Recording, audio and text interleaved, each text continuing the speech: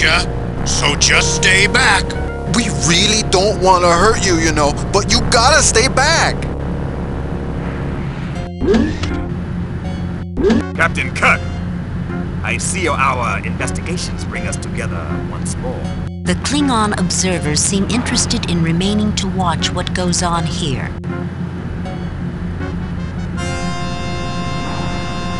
Yeah, that looks good. And I'm hungry. But Tusken always said not to eat nothing Maul didn't say was okay. And I'd rather fight you anyway. That's even more fun than eating.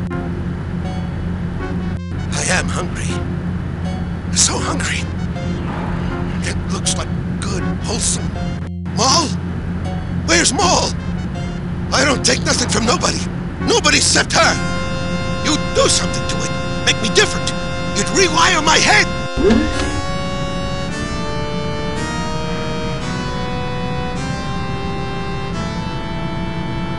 Call for me, Tusken? I thought you might be hungry, so I brought you something you can safely eat. You know you can trust me, Tusken. Yeah, I know I can. And I am hungry. Didn't want to eat something I couldn't be sure of, though. Give me that.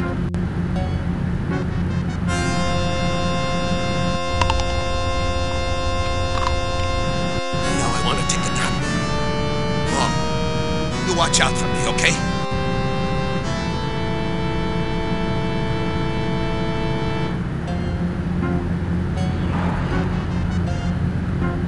The Klingon captain gravely takes the fruit, smells it, and takes a large bite from it. Thank you.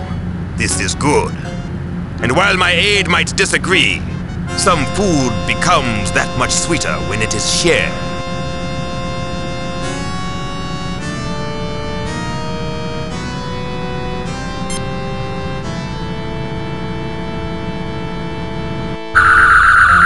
Rakabak falls, defenseless against the power of the phaser.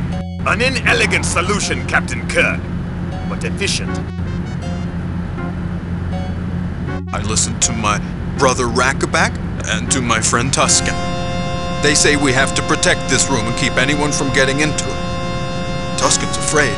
Well, Tusken's just confused. I don't think I should go into it right now, but he thinks if people knew all about this place, they'd hurt his mind. Actually, I'm sure things would change. It might be a change for the better, maybe. Maybe not. I'm not sure what to think of you. I just don't know if I should trust you. Well, Gormagon, I think you should trust them. They've repaired the garden, which is good for all of us. They gave fresh fruit to my boy Stan Bob, when even his own mother couldn't manage that. Gormagon, neither my aide nor I came aboard this ship expecting anything but treachery and venality from these people. They've impressed me, and I commend them to you. Well, despite some misgivings I had, I'll accept what others have said about you. I think I should show you the way into the heart of the phase, the secret entry that Tusken is so afraid of. I feel that something good can come of this.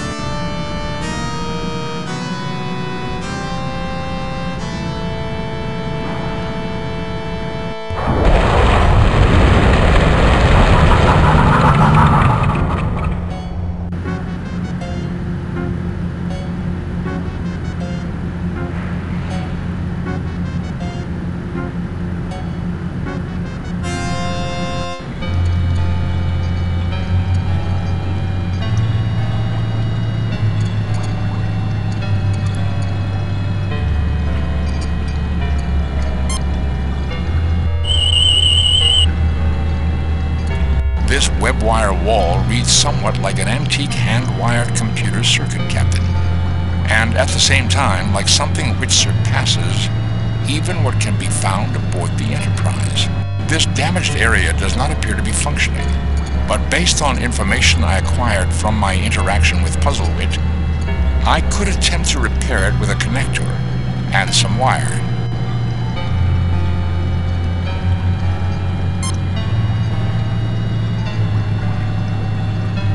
If you'll bring that over to me, I might have a better suggestion if I took a closer look at it.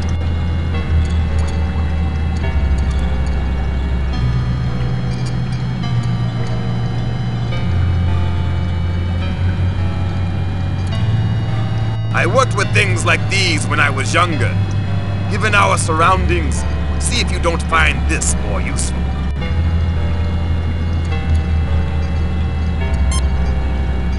Allow me, Captain. Let me do that. The information I acquired from Puzzlewit's mind indicates this could be a delicate operation, easily mishandled.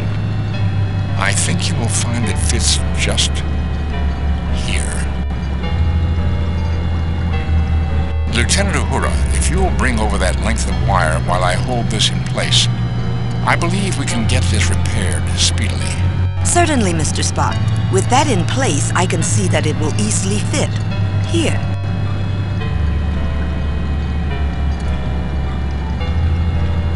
The final connection is made, and Uhura smiles widely. That's it! That fixes the broken connection.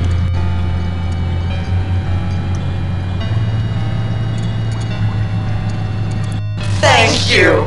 I am now once again whole, and no longer an intelligence divided against myself. The system you repaired will re-enable me to analyze and update received data from external and internal sensor systems, altering conceptual constructs of previously acquired data. These systems appear to have been malfunctioning for some time, although it will take additional review to clarify all conditions. Much may have been lost permanently. Jim, do you notice? The phase isn't switching between I and we like it did in the oratory, and the voice is a single note, not a harmonic chord of blended voices. And it hasn't suggested we go get something to eat either. I am chagrined that my disabilities have endangered my mission. The compassion was launched with the best of intentions. If I can answer anyone's questions, I will endeavor to do so. Captain Kirk, you don't mind if I ask a question, do you? You'll get your turn. Be my guest, Captain. Ask away.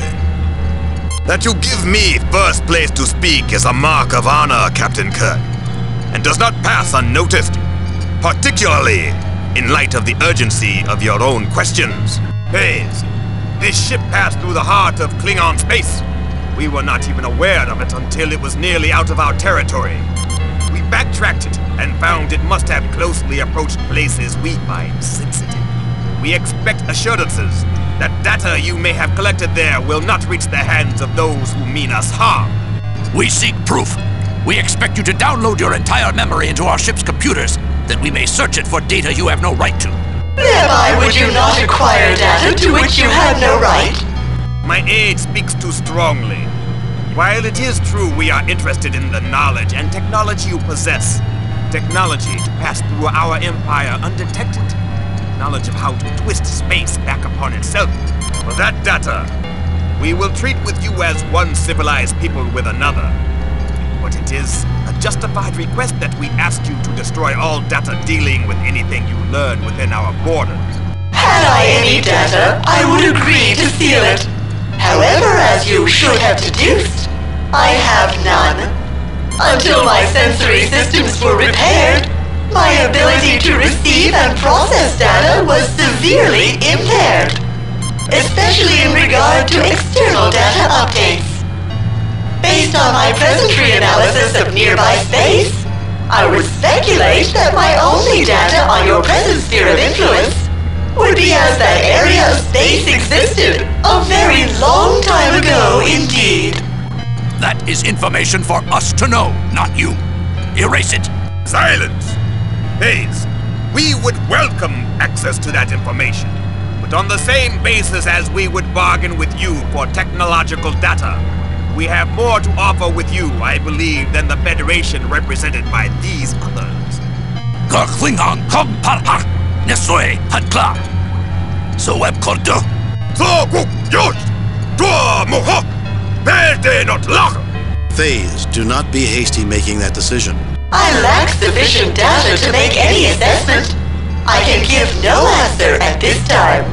The primary reason we came aboard was to find a way to stop you from landing on top of our colony on Atopus, which would certainly kill thousands of our people. Now that your external senses are functional, have you altered your plans about where you intend to put the ship down? No, Captain Kirk. I will certainly not set the compassion down in a populated area. now that I can see it is there. I am at present in communication with the planetary authorities, and they are directing me to a stationary orbit until further arrangements can be made for my wards. Then are there other questions? Is the ship still set to land on Atipus Colony? How did your systems become damaged? I am sorry I cannot explain this at this time. I do not even know if it is explicable, but I will search my memory for an answer for you. Then are there other questions? Please clarify the anomalies we have perceived while being on board. I'm curious about what your builders really had in mind, shipping off all these people off-planet. There seems to have been some shadier agenda.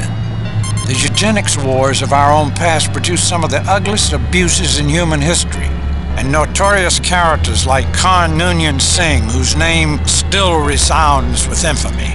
How is this ship you call the Compassion justified? I have no information about your eugenics wars, but a fundamental social philosophy of the builders was that civilized people of goodwill would tolerate and value variability as a sign of cultural and social health. That a civilization will be judged by its tolerance of disparate ideas, by how it treats those who cannot protect themselves, be they very young, very old, or otherwise challenged, by the measure of altruism extended to those less powerful, even when rightfully in possession of something desired. A central aspect of Vulcan philosophy is embodied in the Idic: infinite diversity in infinite combinations. It would seem the builders pursued similar high ideals. High ideals, perhaps, but that does not explain why these people are in space phase. More than this I cannot explain. However, you can locate additional library data under the heading Compassion. Oh, I haven't made it available. I should have done that immediately. I can't imagine why I didn't think of it. Fascinating, Captain. That instance of forgetfulness makes it possible to speculate that the phase is not wholly restored after all. Then are there other questions? Please? I'd still like to know a little more about why these people were shipped into space. I'd be interested to learn more about those who built this ship. Their achievements certainly seem erratic in sophistication, but much of it goes beyond even what we are capable of accomplishing today. For example, the Paralance medium for recording computer data is something we are only now beginning to explore. I think there's much to be learned from these people. My best recommendation is to examine the library records under Builders or Technology. There is more data than I can easily explain. Then are there other questions? That's all? I would still like to learn more about these people. That's all for now, Faze. I assume we can talk to you if we have more questions. I will do my best, Captain. Although intelligent entities often find that there are more questions than answers.